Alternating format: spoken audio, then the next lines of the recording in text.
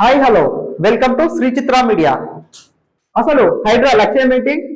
చెరువుల పరిరక్షణ, పేదలపై వేధింపుల అనే అంశంపై ఈ వీడియోలో తెలుసుకునే ప్రయత్నం చేద్దాం. ఈ వీడియోని స్కిప్ చేయకుండా పూర్తిగా చూడండి. హెచ్ఎండిఏ పరిధిలో చెరువుల పరిరక్షణకు తీసుకొచ్చిన హైడ్రా లక్ష్యం లేకుండా ముందుకెళ్తున్నట్లు కనిపిస్తోంది.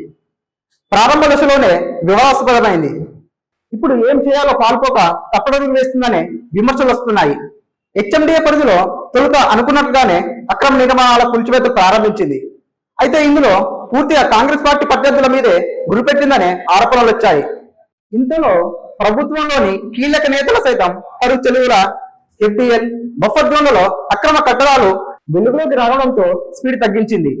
దీనికి తోడు నాగార్జున ఇన్కన్వెన్షన్ విషయంలో హైకోర్టు హైడ్రాను హెచ్చరించడం, ప్రస్తుతం కన్స్ట్రక్షన్ లో ఉన్న నిర్మాణాలనే కూల్చివేయాలని పేర్కొంది. దుర్గం చెరువు చుట్టూ ఉన్న నిర్మాణాలకు నోటీసులు ఇవ్వడంతో వారంతా న్యాయపోరానికి దిగడం హైడ్రాను మరింత వెనుకడు వేసేలా చేసింది. ఈలోపు హైడ్రాకు చట్టబద్ధత, హెచ్ఎండిఏ పరిధిలో 3 జోన్లుగా విభజించడం వంటి ప్రతిపాదన ముందుకు తెచ్చింది. దానికి తోడు కూల్చివేతలు చేపట్టేందుకు నిధులు లేవని వార్తలొచ్చాయి. దాంతో పాటు కూల్చివేసిన వ్యర్థాలను అక్కడే ఉంచితే ఇక జలవనరుల పరిరక్షణ లక్ష్యం నెరవేరినట్టు ఎలా అవుతున్నట్టు విమర్శలు వచ్చాయి. వివాదాల నేపథ్యంలో 15 రోజులుగా అసలు కూల్చివేతల జోలికే పోలేదు. ఇలాగే వదిలేస్తే హైడ్రాది ఆరంభ శూరత్వమే అభావం వస్తుందని భయపడి మళ్లీ కూల్చివేతలు ప్రారంభించింది. పెద్దల జోలికి పోలేక పేదల గూళ్లను కూల్చివేసింది. బొరబండ సున్నపు చెరువు పరిధిలో కూల్చివేతలే ఇందుకు నిదర్శనం. ఇక్కడి వారంతా 20 ఏళ్ల కిందటే ఇల్లు నిర్మించుకున్నట్లు చెప్తున్నారు. అప్పుడు రాష్ట్రాన్ని పాలిస్తుంది కాంగ్రెస్ ప్రభుత్వమే. అప్పటి ప్రజాప్రతినిధుల అనుచరులే చెరువు ఎఫ్డిఎల్ బఫర్ జోన్లలో లేఅవుట్లు వేసి అయినగాడికి పేదలకు అమ్మారు.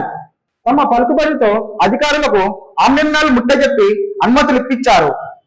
జిహెచ్ఎంసీకి పన్ను కడుతున్నారు, కరెంటు బిల్లులు కడుతున్నారు, జలబండలు నీటి కలెక్షన్ ఇచ్చింది. ఇప్పుడొచ్చి అధికారులు తమను అన్యాయం చేశారంటూ స్థానికులు లబోదిబోం అంటున్నారు. హైడ్రాకు జనవనరుల పరిరక్షణపై చిత్తశుద్ధి ఉంటే తమకు భూములు అమ్మిన వారితో పాటు పర్మిషన్ ఇచ్చిన వారందరి వద్ద నుంచి తమకు పరిహారం ఇప్పించి పునరావాసం చూపి అప్పుడు కూల్చివేతలు చేపట్టాలని డిమాండ్ చేస్తున్నారు. ఇప్పుడు హైకోర్టు ఎంట్రీ ఇచ్చి హైడ్రా ఏజెన్సీ ఏర్పాటును నిలిపేయమని హైకోర్టు స్పష్టం చేయడంతో రాష్ట్ర ప్రభుత్వం జారీ చేసిన జీవో నెంబర్ 99పై స్టే ఇవ్వడానికి నిరాకరించింది. అయితే గ్రేటర్ హైదరాబాద్ మున్సిపల్ కార్పొరేషన్ చట్టం ప్రకారం హైడ్రాకు అధికారాలను ఎలా కట్టబెడతారని సర్కార్ను ప్రశ్నించింది.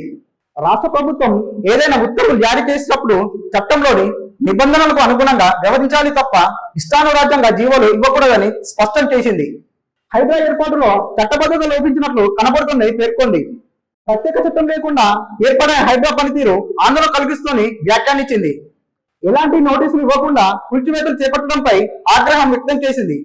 హైడ్రా ఏర్పాటు, వారి విధుల పట్ల చట్టబద్ధతపై పూర్తి వివరాలు సమర్పించాలని ప్రభుత్వానికి ఆదేశాలు జారీ చేసింది. సంగారెడ్డి జిల్లా అమీర్పూర్ మండలం అలియాపూర్ గ్రామంలోని తమ నిర్మాణాలను కూలగొట్టడాన్ని సవాల్ చేస్తూ డి లక్ష్మి హైకోర్టులో పిటిషన్ దాఖలు చేశారు. హైడ్రా ఏర్పాటు చట్ట విరుద్ధమని, ఈ మేరకు జారీ చేసిన జీవో నెంబర్ 99ని కొట్టివేయాలని కోర్టును కోరారు. చట్టబద్ధత లేని నోడల్ ఏజెన్సీగా ఉన్న హైడ్రాకు విపరీత అధికారాలు కట్టబెట్టడం చెల్లదని, నోటీసు కూడా జారీ చేయకుండా నిర్మాణాలను కూల్చడం చట్టవిరుద్ధమని పేర్కొన్నారు. పిటిషన్ పై జస్టిస్ కె లక్ష్మణ్ శుక్రవారం విచారణ చేపట్టారు. వాదనల అనంతరం కౌంటర్ దాఖలు చేయాల్సిందిగా ప్రభుత్వాన్ని ఆదేశించారు. కూల్చివేతల విషయంలో ఆస్తుల టైటిల్, విద్యుత్ బిల్లుల రసీదులు తదితరాలు పరిశీలించాలని హైడ్రాకు స్పష్టం చేశారు. తర్వాత నోటీసులు జారీ చేసి చట్ట ప్రకారం ముందుకు పోవాలని మరోసారి తేల్చి చెప్పడంతో కొంచెం హైడ్రా అయితే వెనక్కు తగ్గినట్టే కనిపిస్తోంది. ఇప్పుడు హైడ్రా ఉంటుందా, లేదా ఒకవేళ ఉంటే తెలంగాణ వ్యాప్తంగా దీని ప్రభావం ఉంటుందేమో అని తెలంగాణ ప్రజల్లో అయితే ఒక భయం ఏర్పడింది. ఇలాంటి మరిన్ని వార్తలపై ప్రతిరోజు అప్డేట్ ఇస్తుంటాను. Thank you so much for watching this video and do subscribe our channel.